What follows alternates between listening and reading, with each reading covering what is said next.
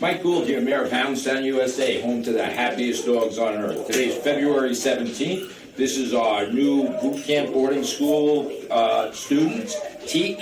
Beautiful dog. Actually, Teak comes to us with already a very nice personality. It's a little unusual to get a dog in our training program that's nice and balanced. So all that means is we can forego a lot of other things and move fast forward, so to speak. So the first thing we do is start to understand, teach them never to pull on a leash. And the most important thing we do here is teach a dog to go to a designated spot. We call that going to your place, whether your place is a crate or this bed. The only time, so this is where we begin our training. So yesterday was an indoctrination day, although he's been here before, it wasn't necessary. So this is the first day of our formal training.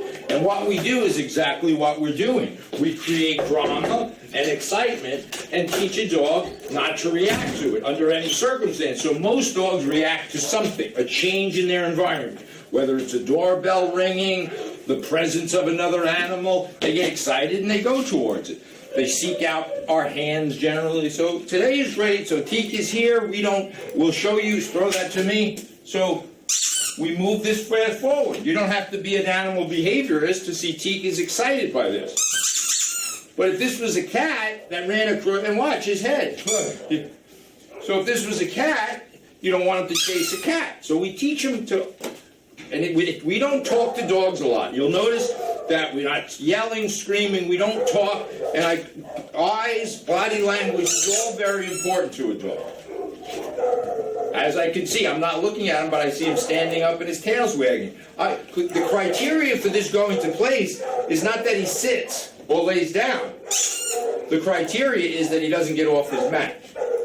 And when he does, we're going to fix that. So today's a good day, and we're just going to reinforce this primarily, and we just offer distractions, whatever they are. So your children should be able to play, and this isn't done forcefully, by the way. This is as simple as it gets. All right, so this is the end of today. We'll be working on this throughout the day. Ashley and I will reinforce this, and we'll move on. Good.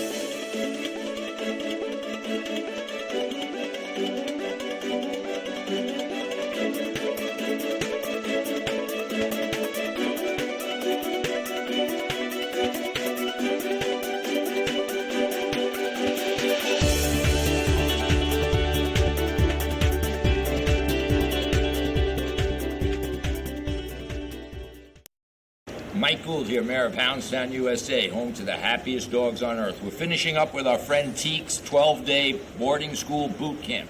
Important to note, Teak was well balanced to begin with, so that allows us to move a little fast forward. So we're working on exclusive. We almost look at this as high school rather than the initial thing, meaning we're working on a longer lead, not a 6-foot leash anymore, a little bit more complicated behaviors. He stinks because he's been playing. He's getting in the bathtub tomorrow. Mom's coming to get him. So we're going to go move out of our comfort zone. But notice now, leash and collar is still always on, only now I'm using a 12-foot leash and collar. And there are distractions. We're going to distract him. So dogs respond to changes in their environment, whether it's the introduction of food, socks, underwear. These are all things that dogs are going to retrieve because they have there's odor associated with it. So dogs are always looking for odor and signs of changes, whether it's a motorcycle, a bicycle, a squirrel. We have to control that. We have to teach them that they can't operate on their own impulses. They may have socks. I'll throw socks to them, but they got to leave it when we ask them to. So we're going to cut, and we're going to go for a nice walk, no eye contact, not a lot of crazy energy, a lot of love. Cut. Good boy, good. Good boy. Good boy. Good boy. Good.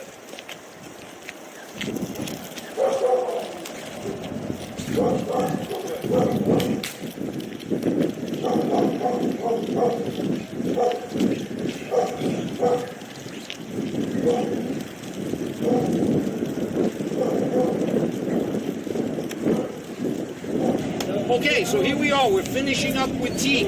It's important to remember this is high school. The dog always has to have some version of mechanism to correct him. If we took him off leash right now, that's very advanced college level work. So as good as he is not ready to be off leash. Everything evolves. It's just like a child. Just because you're 12 doesn't mean you can drive a car. So the MTA has provided us with all the distractions of the world.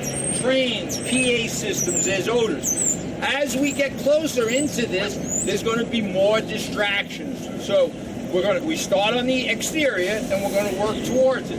I'm going to step out my left foot, and you got to understand what's happening here is human craziness. There's buses, there's fumes, there's trains, every human distraction possible.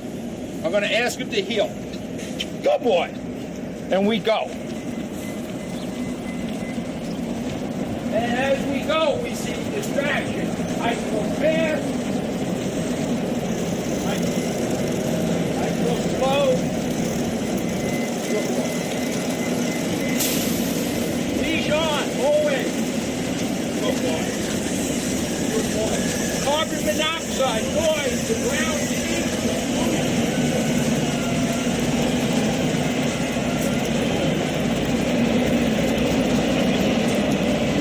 You made a mistake. You can't see. You gotta go up. Good boy. You gotta go down. Doesn't get it. He needs help. Without a leash on, I can't help him. Good boy. This is bad news for dogs.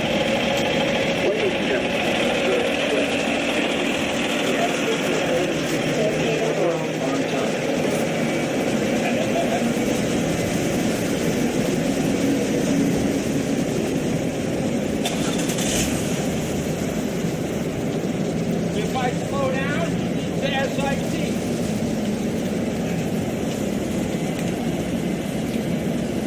Step out my right, he needs to stay. There's not a lot of screaming or yelling. I'm not going to ask him to lie down now because there's too much distraction. I'm nervous with these trains. I come back, I love them. No food for this, love. Left foot, heel. Good boy. Now we're going into the belly of the beast. There's going to be birds, children.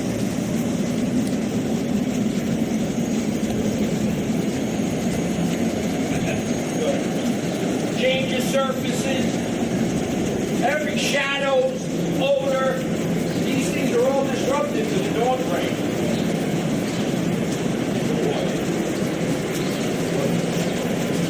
We're going to go in the middle here and we're going to stop. I'm going to ask him to sit. Sit. There's children, there's people, there's a lot of excitement. I step out. It's cobblestone. It's a different surface. There's shadows. There's noise. I'm going to see if he'll lay down. I raise my hand down. Down. And he was disrupted by a door. But we also have to remember doors in class, they see shadows. Humans take this for granted. We don't even think about shadows. We don't think about shadows. The dogs are you. All right, I'm going to give him, I'm going to call him, I'm going to get low and back up. That's going to stimulate him. Teak, come. Good boy, good boy, good boy. And I love him. I love him, love him, love him. We're going to cut, you're going to go forward. Okay, so continuing with Teak. I picked up the leash because there's so much distractions here. There's shadows, there's echoes. You have to take that into consideration and watch the dog. The dog will tell you everything. It needs to be taught things. Use the same equipment. Nothing should change. This collar. There's noises in the background. Bag. A plastic bag to a dog is like an animal. I'm going to step out my left and move forward. I'm going to move this along. There's odor.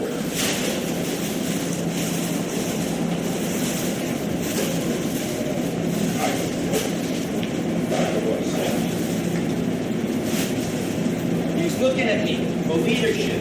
I love it. People come by, everything is good.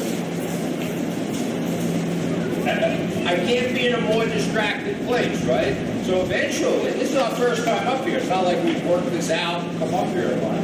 But before you do it, you have to have proficiency in handling the dog. It's really that simple. It doesn't matter what happens here. I'm going to pick up my leash. I'm going to correct him if he chases me. Relax, relax. My body is relaxed. Eat it. That's you. This applies to food. You're throwing the food. There's a garbage can on wheels. To a dog, that's another animal. Yeah, that's great. It's wonderful. Distraction.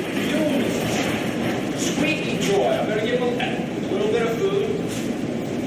That doesn't mean he can have it always. We can't. This is wonderful. I'm going to throw the food. Stay. Stay. We can't have him just chasing things. This could be socks. I'll give him a treat, but the treat is not for him staying. This is for him staying. The correction, they learn from the correction. I'm going to have him stay. I'm going to pick up my stuff. This is wonderful. That's it. Now I'm bringing him back. I made a little mistake. I bring him back. He's focused on the food. This will get a dog and a child in trouble, right? If they're focused on the ice cream man and they run into the street, they get hit by a car. So we have to make sure. I like his attention, but that's it. He's not getting any of this now. But don't forget, this is work for him. I don't know what else we can do. I'm going to give him some free time. I'm going to give him a break, and then I'll give him food.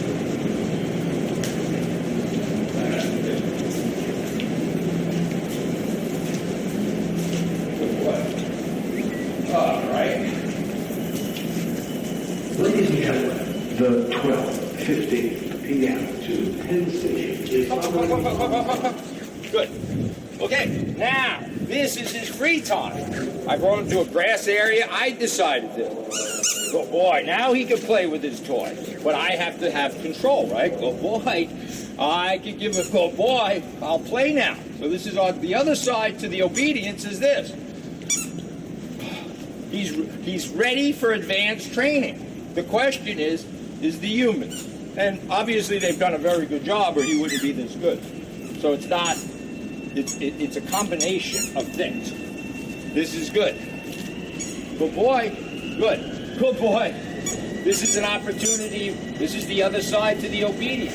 Now, if I want to give him a treat, he doesn't really need it, but I'll give it to him. It's like giving a child a treat. Okay. Good boy. And he's very motivated by food and toys. So he's a great dog. We're going to conclude this. We're going to wrap it up. I can't do much more. He's ready for college. If you think of this as analogous to high school, we got to get the family up to speed. Once we do, this is like a really great dog. Got great personality, demeanor. Good work, Teak.